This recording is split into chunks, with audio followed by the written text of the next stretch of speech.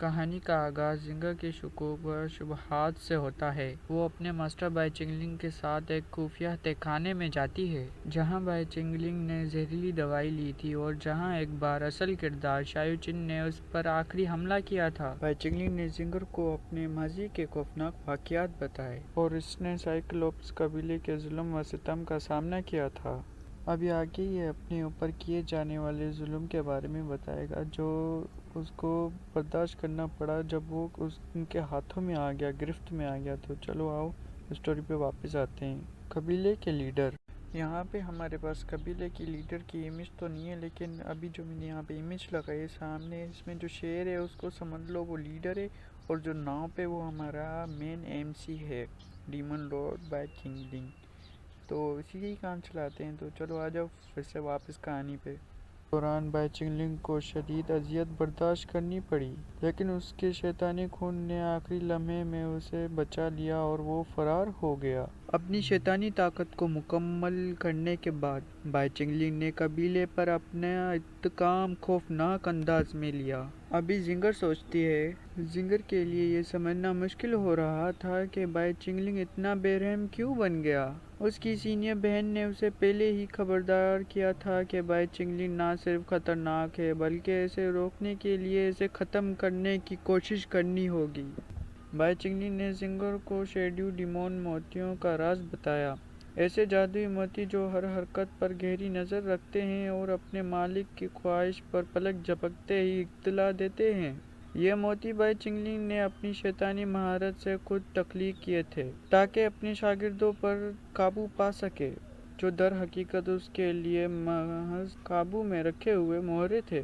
Zinger الجھن میں تھی کہ بائی چنگلنگ نے اسے یہ سب کچھ خود کیوں دکھایا۔ بائی چنگلنگ نے وضاحت کی کہ ان موتیوں کا مقصد ان کی نگرانی نہیں بلکہ ان کی حفاظت تھا۔ اس نے ہمیشہ ایک سخت رویہ اپنایا تاکہ دنیا یہ سمجھے کہ اس کے شاگرد اس سے نفرت کرتے ہیں اور اس کے دشمنوں کے خلاف ڈٹ کر کھڑے ہو سکتے ہیں۔ یہاں پہ میں آپ کی کنفیوژن دور کر دوں کہ بائی چنگلنگ کے ساتھ نہیں ڈٹ کر کھڑے ہو سکتے، دشمنوں کے ساتھ ڈٹ کر کھڑے ہو سکتے ہیں، ٹھیک ہے؟ تو چلو آ جاؤ کہانی پہ۔ حقیقت میں بائی چنگلنگ کا ہر ایک سخت فیصلہ ان کی بھلائی اور تحفظ کے لیے تھا، جو کسی کی وہم و گمان سے بھی زیادہ گہرا راز تھا۔ آخر میں زنگر کو احساس ہوتا ہے کہ وہ اپنے استاد بائی چنگلنگ کو کبھی صحیح طور پر نہیں سمجھ سکتی تھی۔ حقیقت جاننے کے بعد وہ آنسو میں ڈوبی ہوئی اپنی غلطیوں کی معافی مانگتی ہے۔ روتے ہوئے وہ اعتراف کرتی ہے کہ وہ دل سے بائی چنگلنگ سے محبت کرتی ہے۔ اب اس بیچاری کو کیا پتا بائی چنگلنگ اس کا استعمال کر رہا ہے۔ تو ٹھیک ہے، اس ویڈیو کو ہم یہ پہ ایڈ کریں گے، ملیں گے کسی اور کہانی میں۔ تو یہ ہم کہانی یہ پہ ایڈ کریں گے، یہ آپ کو پسند نہیں آ رہی تو اسی لیے ہم کوئی اور اچھی سی کہانی لائیں۔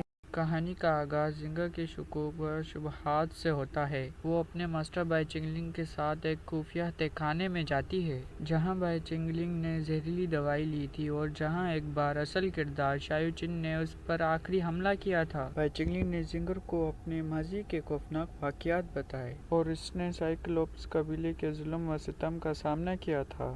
ابھی آگے یہ اپنے اوپر کیے جانے والے ظلم کے بارے میں بتائے گا جو اس کو برداشت کرنا پڑا جب وہ ان کے ہاتھوں میں آ گیا، گرفت میں آ گیا۔ تو چلو آؤ اسٹوری پہ واپس آتے ہیں۔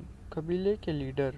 یہاں پہ ہمارے پاس قبیلے کی لیڈر کی امیج تو نہیں ہے، لیکن ابھی جو میں نے یہاں پہ امیج لگائی سامنے، اس میں جو شیر ہے اس کو سمجھ لو وہ لیڈر ہے، اور جو ناؤ پہ وہ ہمارا مین ایم سی ہے، ڈیمن لارڈ بائی چنگلنگ۔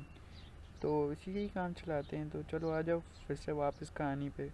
دوران بائی چنگلنگ کو شدید اذیت برداشت کرنی پڑی، لیکن اس کے شیطانی خون نے آخری لمحے میں اسے بچا لیا اور وہ فرار ہو گیا۔ اپنی شیطانی طاقت کو مکمل کرنے کے بعد بائی چنگلنگ نے قبیلے پر اپنا انتقام خوفناک انداز میں لیا۔ ابھی زنگر سوچتی ہے، زنگر کے لیے یہ سمجھنا مشکل ہو رہا تھا کہ بائی چنگلنگ اتنا بے رحم کیوں بن گیا۔ اس کی سینئر بہن نے اسے پہلے ہی خبردار کیا تھا کہ بائی چنگلنگ نہ صرف خطرناک ہے بلکہ اسے روکنے کے لیے اسے ختم کرنے کی کوشش کرنی ہوگی۔ بائی چنگلنگ نے زنگر کو شیڈو ڈیمون موتیوں کا راز بتایا، ایسے جادوئی موتی جو ہر حرکت پر گہری نظر رکھتے ہیں اور اپنے مالک کی خواہش پر پلک جھپکتے ہی اطلاع دیتے ہیں۔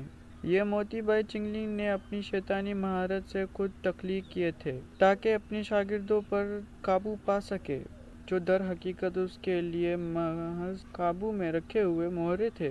زنگا الجھن میں تھی کہ بائی چنگلنگ نے اسے یہ سب کچھ خود کیوں دکھایا۔ بائی چنگلنگ نے وضاحت کی کہ ان موتیوں کا مقصد ان کی نگرانی نہیں بلکہ ان کی حفاظت تھا۔ اس نے ہمیشہ ایک سخت رویہ اپنایا تاکہ دنیا یہ سمجھے کہ اس کے شاگرد اس سے نفرت کرتے ہیں اور اس کے دشمنوں کے خلاف ڈٹ کر کھڑے ہو سکتے ہیں۔ یہاں پہ میں آپ کی کنفیوژن دور کر دوں کہ بائی چنگلنگ کے ساتھ نہیں ڈٹ کر کھڑے ہو سکتے، دشمنوں کے ساتھ ڈٹ کر کھڑے ہو سکتے ہیں، ٹھیک ہے؟ تو چلو آ جاؤ کہانی پہ۔ حقیقت میں بائی چنگلنگ کا ہر ایک سخت فیصلہ ان کی بھلائی اور تحفظ کے لیے تھا، جو کسی کی وہم و گمان سے بھی زیادہ گہرا راز تھا۔ آخر میں زنگا کو احساس ہوتا ہے کہ وہ اپنے استاد بائی چنگلنگ کو کبھی صحیح طور پر نہیں سمجھ سکتی تھی۔ حقیقت جاننے کے بعد وہ آنسو میں ڈوبی ہوئی اپنی غلطیوں کی معافی مانگتی ہے۔ روتے ہوئے وہ اعتراف کرتی ہے کہ وہ دل سے بائی چنگلنگ سے محبت کرتی ہے۔ اب اس بیچارے کو کیا پتا بائی چنگلنگ اس کا استعمال کر رہا ہے۔ تو ٹھیک ہے، اس ویڈیو کو ہم یہ پہ اینڈ کریں گے، ملیں گے کسی اور کہانی میں۔ تو یہ ہم کہانی یہیں پہ ایڈ کریں گے، یہ آپ کو پسند نہیں آ رہی تو اسی لیے ہم کوئی اور اچھی سی کہانی لائیں گے۔ تو خدا حافظ۔